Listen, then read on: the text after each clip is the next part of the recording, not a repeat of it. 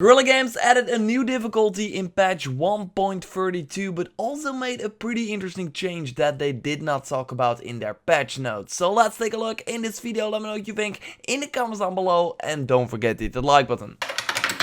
A lot of times in Horizon Zero Dawn patch history, Guerrilla Games shares some patch notes without giving us the full rundown of what they changed to the game. And this happened again with the most recent patch 1.32 that added a new story difficulty mode that of course is just a walk in the park for people that want to experience the story, so enemies die way faster and deal way less damage. But something else important happened as well. In patch 1.30, Guerrilla Games introduced a new Game Plus mode alongside the ultra hard difficulty. This of course made the machines way more aggressive, dealing more damage as well, but also nerfed our weapons like the Shadow's sharpshot bow, where normally 3 arrows or even less, depending on the difficulty, was needed to tear off a disc launcher off the Thunder Jaw.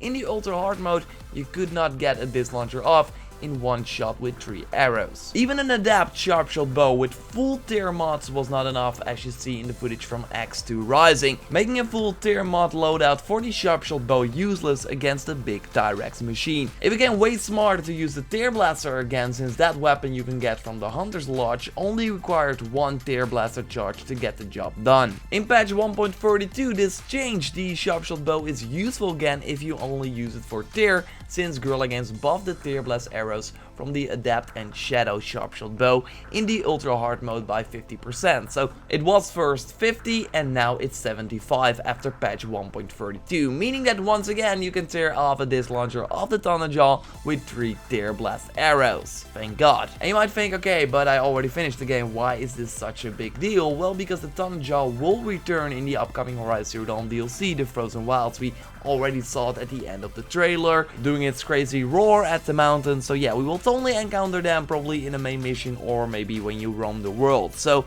then it will be interesting to know that you can use the tear blast arrows if you play on the ultra hard mode. And I don't know about you, but I will totally try the DLC in the ultra hard mode. Still not sure if I will go normal first, then ultra hard, or immediately ultra hard, because I'm kinda used to it right now. Or I might go for the story mode and just don't care about the new machines and the awesome challenges.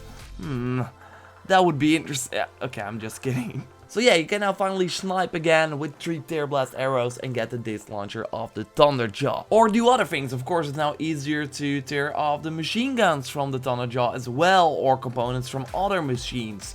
I think the disc launcher is a good example, because first you could not get it up with one shot with 3 arrows, and now you can. I mean, the tear blaster is a great weapon. I really like it because it's unique. There's nothing like it. I hope there will be unique weapons in the Frozen Wilds as well. But yeah, the tear blast arrows were just way better because the way better range, so I understand why they nerfed the arrows in the first place. Using the tear blaster is way harder since you have to be up and close, while it's easy to snipe with the sharpshot bow and not get hurt. So I kinda have a double feeling about this buff. Now it's just way better to use the tear blast arrows again from far away and ignore the tear blaster altogether. On the other end though, if a sharpshot bow with full tear mods can tear off one of the most important components in one shot, then it's kinda useless. So I kinda see where Guerrilla Games is coming from, and also you could say about the tear blaster is that it's just easier to aim and that the ammo costs less to make, so that you would still pick it over the sharpshot bow. It's an interesting balance they did without telling us. So what do you think of this secret change? Let me know in the comments down below. I want to thank X2 Rising for sharing this change with me. Got any things that you noticed in the recent Horizon Zero Dawn patch or something else? Just let me know in the comments down below. Subscribe for everything Horizon Zero Dawn, like the video if you did, and I'll speak to you next time. Goodbye.